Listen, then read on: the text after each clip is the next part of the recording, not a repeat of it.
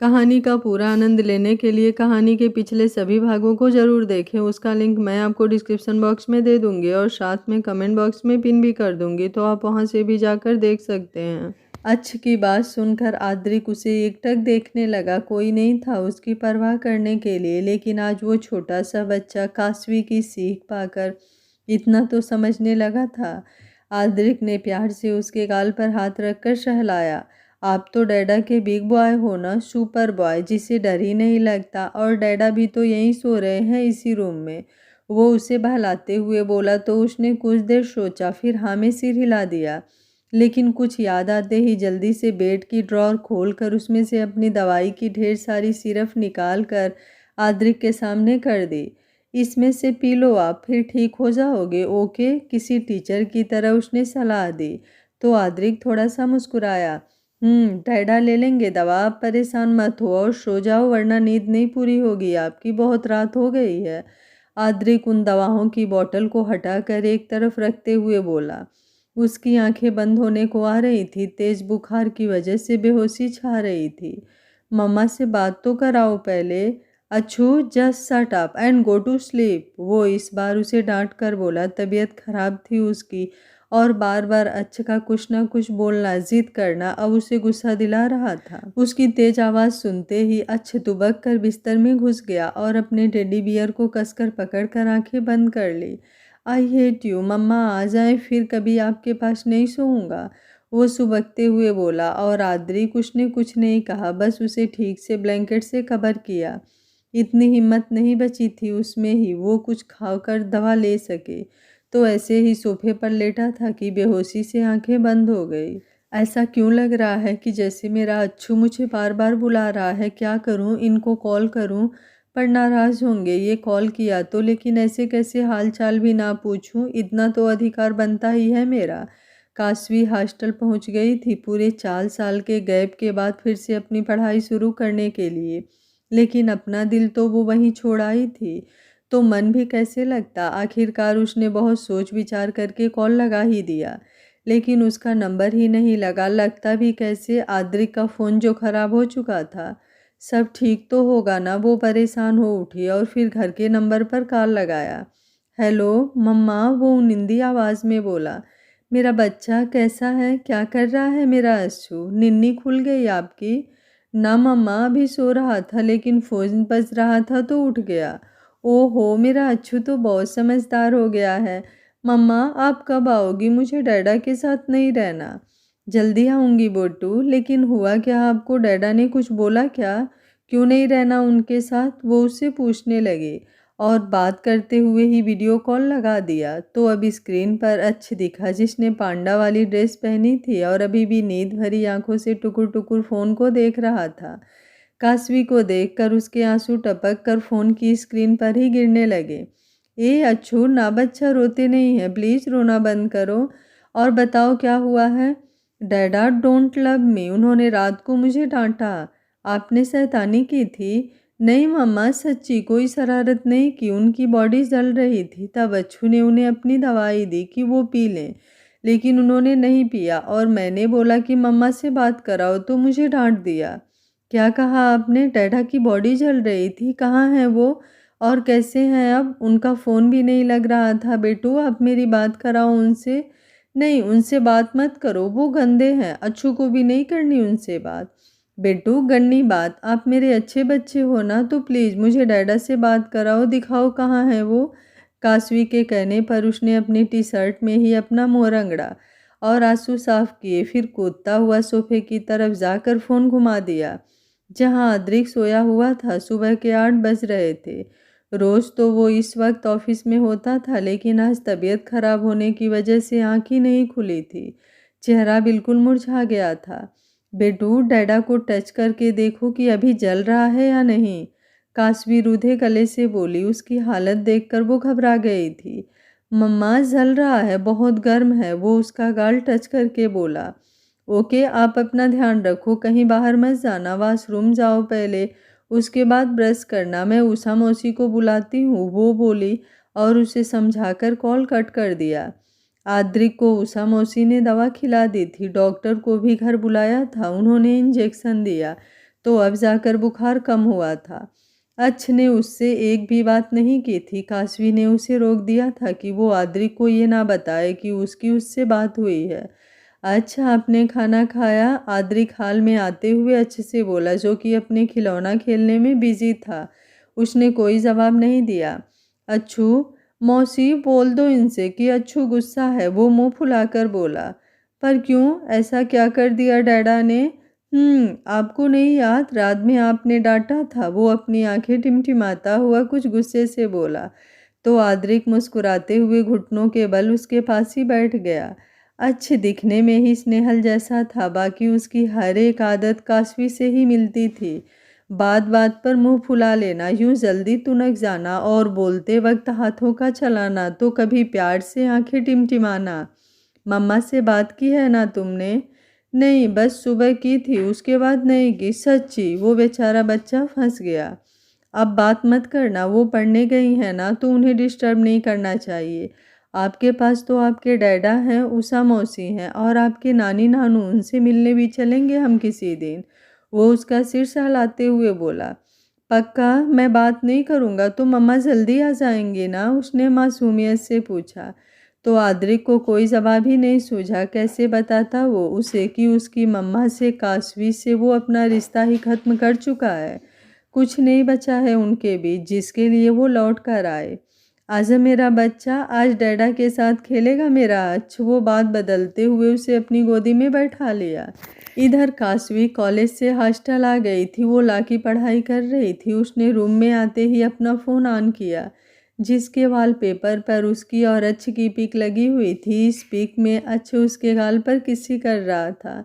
पता नहीं कैसा होगा मेरा बेटू मेरे बिना, और उसके नकचढ़े डैडा की तबीयत, क्या वो ठीक होंगे?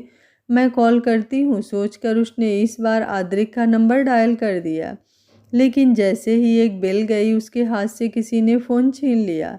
ओ मैडम, जब से आई हो पता नहीं कहाँ बिजी हो, थोड़ा इधर भी बैठो हम लोगों के साथ। उसकी रूममेट अवनी ने उसका फ़ोन छीनते हुए कहा।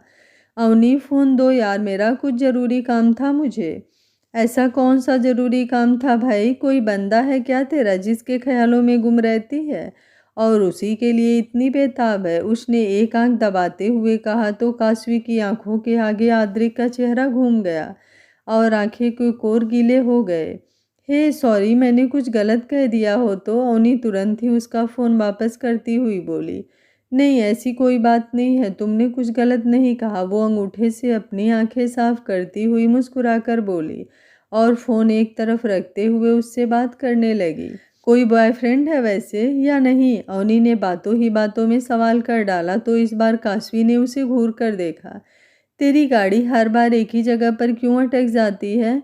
क्योंकि तुझे देखकर ही लगता है कि कोई तो है जिसे तू बहुत शिद्दत से चाहती है। और ये मैं ऐसे ही नहीं कह रही, तेरी आंखें भी बोलती है। अवनी मुस्कुराकर उसका हाथ थामते हुए बोली। तो काशवी ने अपनी आंखें बंद कर ली। तुझे सच में जानना है, लेकिन तू मजाक तो नहीं उड़ाएगी ना मेरी फीलिंग्स का? क्या बोल रही है पागल? अगर भरोसा हो तो ही बताना, समझी? काशवी ने एक गहरी सांस ली और अतीत के पन्नों को पलटने लगी। आद्रिक को स्नेहल के मायके से गए हुए 3 दिन गुजर चुके थे। स्नेहल सबके साथ खुश थी। काशू, तू आज थोड़ी देर के लिए अच्छू को संभाल लेगी क्या? क्यों, आप कहीं जा रही हो क्या? काशी ने पूछा। वो पास वाले शिव मंदिर तक। पता नहीं क्यों आज दिल थोड़ा बेचैन है, कुछ अच्छा नहीं लग रहा। मैं भी चलती हूँ ना आपके साथ, और अच्छू को भी दर्शन करा लाएंगे वैसे। नहीं बेटा, अच्छा भी बहुत छोटा है, और आद्रिक को पता चला कि मैं उसे ऐसे बाहर लेकर गई थी तो वो बहुत गुस्सा करेंगे। वैसे भी दिल्ली का पॉल्यूशन बहुत ज़्यादा है।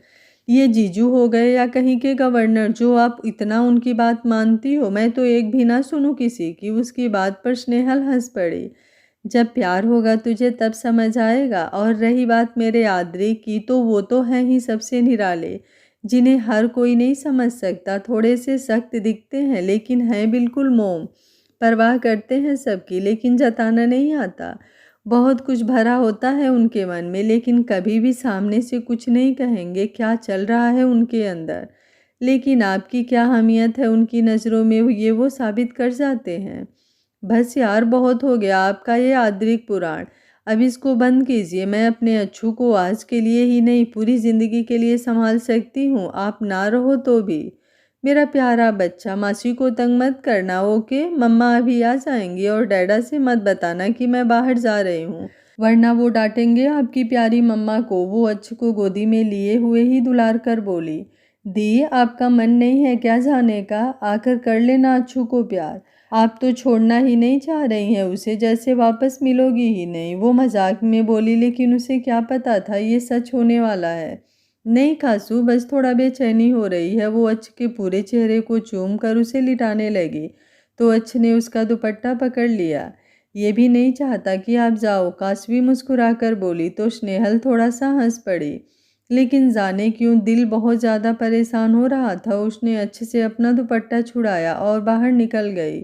वो मंदिर पहुंचने ही वाली थी कि उसके पास आद्रिक की कॉल आई, जो देखते ही वो खुश हुई। हेलो, हाँ जान, कैसे हो? बिल्कुल भी ठीक नहीं हूँ। क्या हुआ? तुम पास नहीं हो, इससे ज़्यादा कुछ हो सकता है? बस बातें बनवा लो तुमसे। बातें नहीं जान, सच में बहुत ज़्यादा बेचैनी हो रही है। तुम कहाँ हो इस वक्त? और अच्छा ठीक है ना? हम दोनों ही ठीक हैं, कुछ नहीं हुआ है। वापस आ जाओ प्लीज़, मैं शाम तक वहाँ आ जाऊँ तुम्हें लेने। स्नेहल का पूरा ध्यान इस वक्त बस आद्रिक पर ही था। वो उसकी बात का कुछ जवाब देती कि उसे गाड़ी का तेज हॉर्न अपने पीछे सुनाई पड़ा। वो पीछे पलटी, लेकिन तब तक वो तेज रफ्तार में बेकाबू ट्रक उसके पास पहुंच चुका था और एक तेज टक्कर उसे मार चुका था। आह! एक भयानक चीख गूंज उठी। नेहू! वो जितनी तेज से चिल्ला सकता था चिल्लाया, लेकिन दूसरी तरफ से कोई आवाज़ नहीं आई। फ़ोन स्नेहल के हाथ से छूटकर बहुत दूर जा चुका था। वो उसे पुकारता रहा, लेकिन उधर से कोई जवाब नहीं आई। City hospital. वो अधखुली आंखों से अपने चारों तरफ खड़े अपने परिवार वालों को देख रही थी। डॉक्टर ने कह दिया था कि उसे नहीं बचा पाएंगे। मम्मी, मम्मी, मेरे मेरे और आद्रिक नहीं जी पाएंगे मेरे बिना। मम्मी, मैं जीना चाहती थी, लेकिन शायद उस रब को मंजूर नहीं। मम्मा, मेरे बाद आद्रिक आद्रिक बिल्कुल अकेले हो जाएंगे मम्मी। उनका कोई नहीं है, आप उनका ध्यान रखना। उनको जीना होगा मम्मी, अच्छू के लिए। उनको कहना कि आगे बढ़ जाएं, उनकी नेहू नहीं निभा पाएगी उनका साथ। वो बेहद दर्द से अपनी आंखों को जबरदस्ती खोलते हुए अटकते अटकते बोली और अपना खून से सना हाथ एक बार के लिए अच्छे के सिर पर फेरा और उसके गाल सहलाए। अच्छ रोए जा रहा था। नहीं बेटा, ऐसा नहीं कहते, तुझे कुछ नहीं होगा। हाँ दी, आप उठो, मैं नहीं संभालूंगी आपके बेटे को। सुना ना आपने, सब आपको ही देखना है। और आपके वो अकड़ू, उनका क्या होगा? प्लीज़ दी, उनके लिए तो उठ जाओ। आप कहती हो ना कि वो आपके बिना नहीं रह सकते, तो उनके लिए ही जागो ना। काशवी रोते हुए बोली, लेकिन तब तक स्नेहल की सांसें गहरी हो चुकी थी। उसका शरीर ऊपर नीचे होने लगा। आद्रिक! अपने सामने हांफते हुए आद्रिक को देखकर वो अपना हाथ बढ़ाई, लेकिन वो झूलकर गिर गया और उसकी आंखें भी सदा के लिए बंद हो गई। आद्रिक तेज आवाज में उसको अपने सीने से लगाकर चिल्लाया, लेकिन वो कुछ नहीं बोल रही थी। आज उसकी चीख इतनी दर्दनाक थी कि हर किसी की आंखें बह आई। निहू है, जान उठो, आंखें खोलो ना बच्चा। देखो तुम्हारा आद्रिक तुम्हारे पास है, तुम्हारे सामने। देखो तो मुझे। उठ जाओ अब, मुझे गुस्सा आ रहा है। मैं कभी बात नहीं करूँगा तुमसे। अगर तुरंत आंखें नहीं खोली तुमने तो। वो उसका गाल थपथपाते हुए पागलों की तरह बोले जा रहा था। आद्रिक बेटा, छोड़ो उसे, तुम्हारी नेहू तुम्हें छोड़कर जा चुकी है।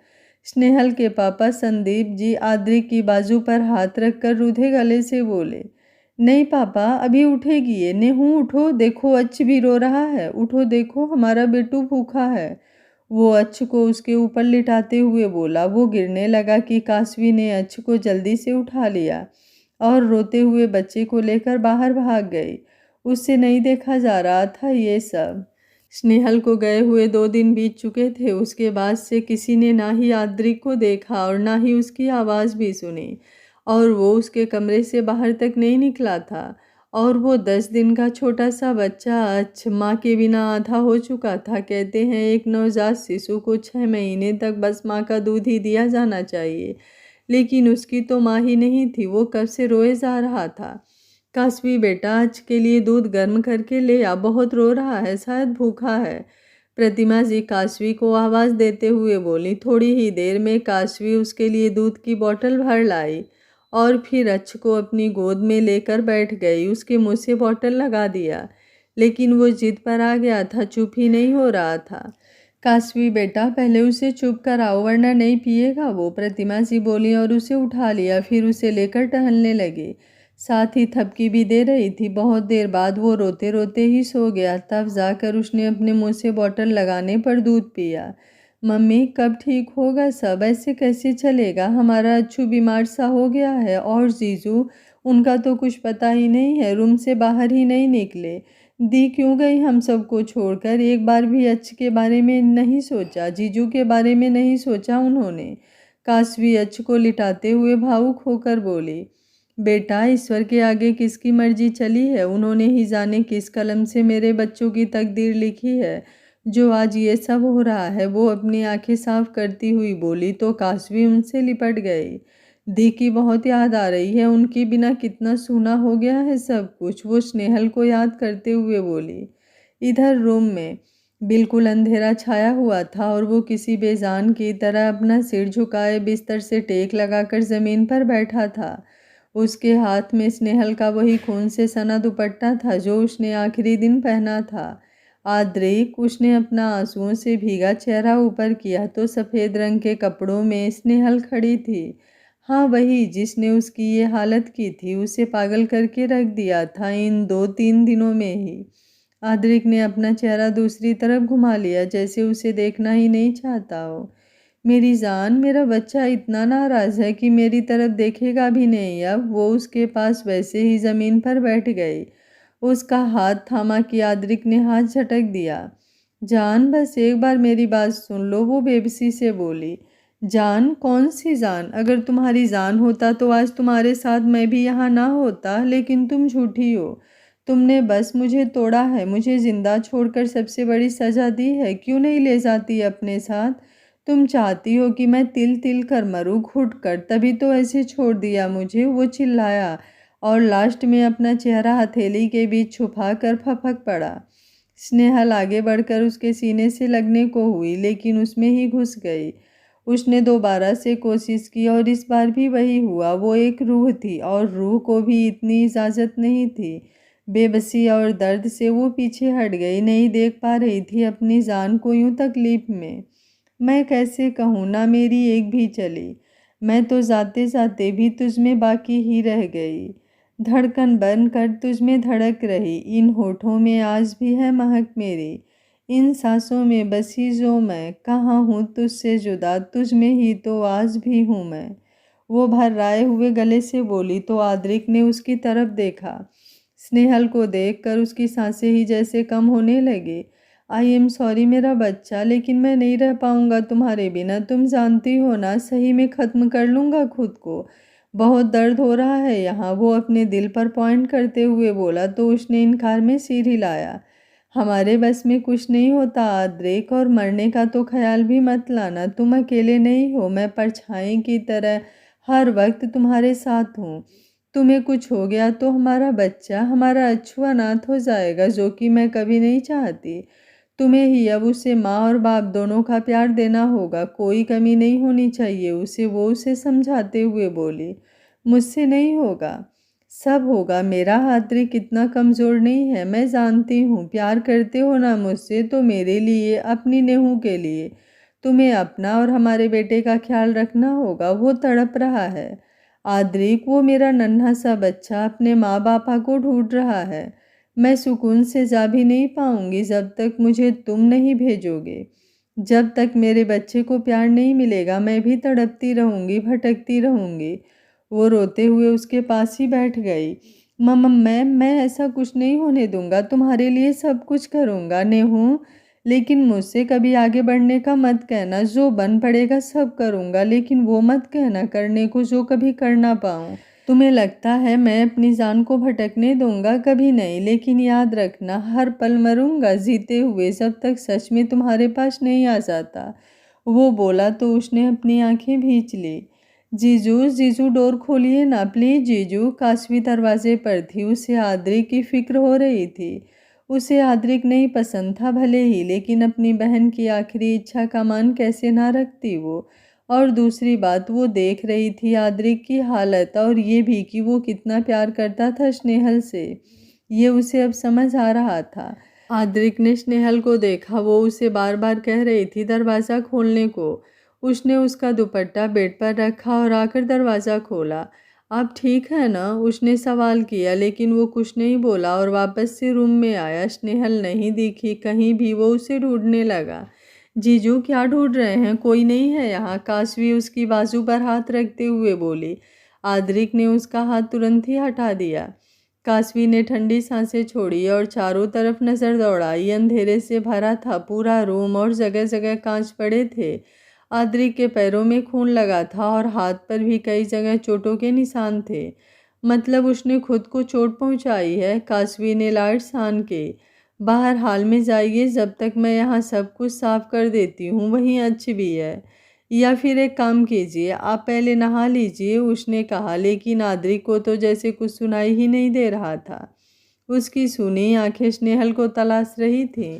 नहा लीजिए जाकर, उसके बाद मैं कुछ खाने को लाती हूँ। 3 दिन से आपने कुछ नहीं खाया है, ऐसे तो तबीयत खराब हो जाएगी।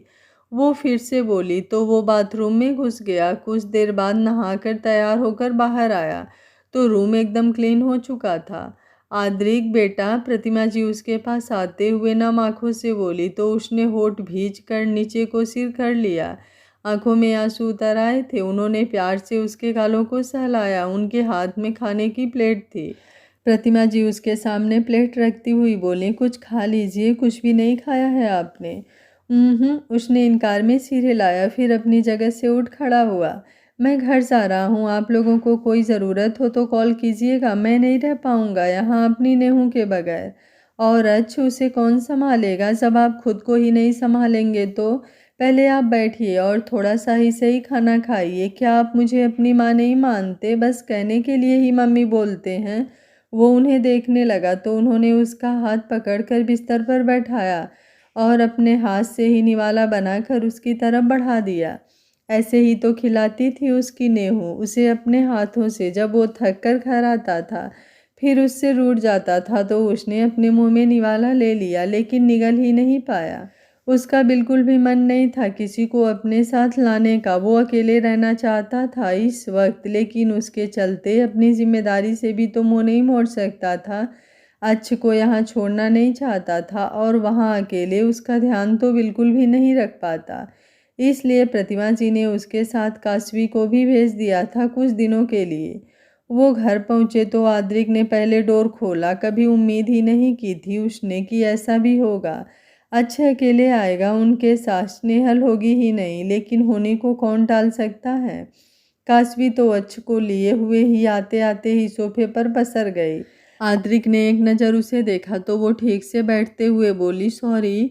वो कुछ नहीं बोला, सीधे रूम में चला गया। अच्छ सो रहा था। दी के बिना इनको कैसे झेलूंगी?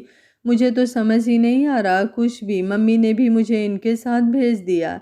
ऐसे लगता है म्यूट टेप रिकॉर्डर ऑन कर दिया हो किसी ने। पहले भी ऐसे ही लगते थे और अब तो बिल्कुल भी बोलते ही नहीं हैं। वो खुद में बड़बड़ाई और फिर किचन में जाकर अपने लिए पानी लेकर पिया। आद्रिक जब अपने रूम में आया तो उसने अपनी आंखें बंद कर ली। उसे अपने सामने शर्ट नाइटी में स्नेहल दिखी। आद्रिक बोला, यार मुझे बहुत जोरों की भूख लगी है, कुछ खाने को बना दो ना। इतना लंबा सफ़र करके यहाँ आने में थक ही जाती हूँ मैं। तो थकान दूर करने के लिए पक्का कॉफ़ी ही चाहिए। नहीं, सूखी कॉफ़ी थोड़ी ना, उसके साथ मेरा ये टेस्टी सा हस्बैंड भी। शरारतें बढ़ती जा रही हैं मैडम आपकी। तो आपको कोई दिक्कत है? बिल्कुल नहीं, क्योंकि तुम्हारे होने से ही, तुम्हारी शरारतों से ही तो ये मेरा मकान घर लगता है मुझे। तुम्हारे बिना तो दिल ही नहीं लगता। वो उसे अपनी बाहों में भरता हुआ उसके कंधे पे चूम लिया। आद्रिक, पहले खाना चाहिए, मुझे किचन में चलो। वो सिसकी भरते हुए उसे खुद के भीतर महसूस करती हुई बोली, किचन में बाद में चलेंगे, पहले तुम्हें तो खा लूँ जी भर कर। हर बार मेरे सब्र की इंतहा देखना चाहती हो। वो बोला और उसको उठाना चाहा कि आंखें झट से खुल गए। सामने कोई नहीं था। ना चाहते हुए भी एक बार फिर उसकी आंखों में पानी भर आया और वो पेट के बल ही बिस्तर पर गिर पड़ा। जिनसे हम इतनी मोहब्बत करते हैं, ईश्वर उन्हें ही हमसे इतना दूर कर देता है कि जिनके बिन ना ही तो हम जी पाते हैं और ना ही तो हम मर पाते हैं।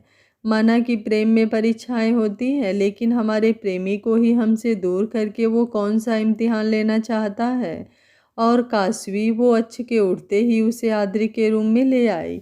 जीजू, आप आराम फरमा रहे हो और ये रो रहा है, मुझसे चुप नहीं हो रहा है, अब आप ही देखिए इसे। उसकी आवाज़ सुनकर आद्रिक उठकर बैठ गया और काशवी की गोद में रोते हुए अच्छ को देखा। जब से स्नेहल की डेथ हुई थी उसने अच्छ को हाथ भी नहीं लगाया था। पकड़िए ना, क्या देख रहे हैं, और मुझे भी तो फ्रेश होना है, वो मुंह बनाते हुए बोली और फिर अच्छ को वहीं बेड पर लेटा दिया। जब आद्रिक ने उसे नहीं लिया तो वो बाहर चली गई। अच्छी आंखें बंद किए जोर जोर से रोए जा रहा था। आद्रिक पिता था उसका, आखिर कब तक उससे देखा जाता। उसने अच्छ को उठा लिया और थपकी देने लगा। एक ही पल में उसका रोना रुक गया और वो आंखें खोलकर टुकुर टुकुर अपने डैडा को देखने लगा। शायद वो भी पहचान चुका था अपने पिता के प्यार और उनके स्पर्श को। I am sorry, really sorry मेरा बच्चा, मैं आपकी मम्मा को नहीं बचा पाया। सारी गलती आपके डैडा की है, जो उन्होंने आपको और आपकी मम्मा को वहाँ भेजा। सारी गलती आपके डैडा की है। वो उसके छोटे से मुंह को सहलाता हुआ रूधे गले से बोला और उसे अपने सीने से लगाकर रो पड़ा। कुछ देर बाद खुद को संभालते हुए उसने अच्छ को लिटाया और उसकी नेपी छींच की। अच्छ बार बार अपना हाथ मुंह को ले जा रहा था, शायद उसे भूख लगी थी। आद्रिक उसे लिए हुए ही किचन में आया और फ्रिज खोला, लेकिन उसमें दूध नहीं था। नेहू, दूध कहाँ रखा है, आज आया नहीं क्या? जीजू, घर में दूध नहीं था, मैं नीचे से खरीद कर ले आई, काशवी वहाँ आते हुए बोली। तो आद्रिक को एक बार फिर अपनी नेहू की कमी महसूस हुई। काशवी ने जल्दी से दूध गर्म किया और बोतल में डालकर अच्छ को पिलाने लगी। कुछ दिन तो इसी तरह बीत गए। आद्रिक चाह कर भी स्नेहल को नहीं भूल पा रहा था, ना ही आगे बढ़ पा रहा था। लेकिन हाँ, काशवी के होने से उसे बहुत मदद मिलती थी और काशवी वो तो जानबूझकर अच्छ को उसे किसी न किसी काम में लगा देती ताकि वो बिजी रहे और परेशान ना हो। लेकिन इस बीच आद्रिक ने बोलना तो लगभग बंद ही कर दिया था। जब तक ज़रूरत ना हो वो कुछ कहता ही नहीं था। ऐसे ही आज भी कुछ था। 1.5 महीना गुजर चुका था। आद्रिक ने वापस से ऑफिस ज्वाइन कर लिया था। संडे को भी वो घर नहीं रुकता था। घर में स्नेहल की यादें उसे और तड़पाती थी और काशवी वो तो पूरी तरह से अच्छी की माँ बन चुकी थी। हालांकि उसे बच्चे संभालने का कोई तजुर्बा नहीं था, वो खुद अभी छोटी ही थी, लेकिन धीरे धीरे करके वो सब सीख रही थी। अच्छ को नहलाना हो या उसे कपड़े पहनाना या फिर डॉक्टर के पास ले जाना, उसका हर छोटे से बड़ा काम उसने ही संभाल रखा था। कहते हैं ना, मासी मीन्स माँ होता है, और काशवी उसकी माँ बन ही चुकी थी। बेटू, आपके डैडा ना बहुत ज़्यादा गंदे हैं, बिल्कुल बात ही नहीं करते आपकी मासी से। एक आप ही तो हो जो मेरे से इतना प्यार करते हो, वरना अकेले ही आपकी मासी बोर हो जाती। वो रोना समूह बनाकर बोली। तब तक आद्रिक भी ऑफिस से आ गया। काशवी ने उसे देखा तो जानबूझकर बार बार अच्छ के गाल पर किस करने लगी ताकि वो कुछ बोले, लेकिन उसने कोई खास रिएक्शन नहीं दिया, जिस पर वो बहुत ज़्यादा ही चिढ़ गई। ये इंसान खुद को समझता क्या है? पहले तो बहुत भाषण देते थे कि ऐसा ना करो वैसा ना करो, और अब तो जैसे आप ही हो गए हैं। वो अजीब सा मुँह बनाते हुए बोली। ये लो पैसे, वो यहाँ आते हुए बोला। कैसे पैसे? तुम्हारे खर्च के लिए और अच्छ के लिए। अच्छा, और पैकिंग शुरू कर दो अपनी, घर भी जाना होगा तुम्हें, इतने दिन से यहाँ हो, पढ़ाई भी डिस्टर्ब हो रही है तुम्हारी। अच्छ के लिए मैं कोई केयर टेकर रख लूँगा और सुबह शाम तो घर रहता ही हूँ, वो बोला। आज ही तो प्रतिमा जी ने उसे कॉल करके काशवी को भेजने के बारे में कहा था। काशवी ने और कसकर अच्छ को खुद से चिपका लिया और उसका चेहरा बिल्कुल ही परेशान और दर्द से भर उठा था। अच्छ को छोड़कर जाना होगा उसे। इतने दिनों में उसकी आदत हो चुकी थी उसे उसका हर काम करना, उसके साथ खेलना। लेकिन वो अटक सी गई। कुछ समझ ही नहीं आया कि बोले भी तो क्या। और अच्छ वो तो आद्रिक को देखते ही बार बार अपने हाथ फैलाने लगा था उसकी तरफ। आद्रिक के चेहरे के भाव कुछ नर्म हुए और उसने अच्छ को लेने के लिए अपना हाथ बढ़ा दिया तो काशवी ने अच्छ को उसे थमाया और कुछ सोचते हुए बड़े ही उम्मीद से आद्री को बोल उठी, मैं अच्छ को भी ले जाऊं अपने साथ। आगे क्या होगा इस कहानी में जानने के लिए देखते रहिए कहानी का अगला भाग। अगर आपको कहानी अच्छी लग रही है तो वीडियो को लाइक शेयर एंड चैनल को सब्सक्राइब कर लीजिएगा। Thank you for watching. मिलते हैं कहानी के अगले भाग में।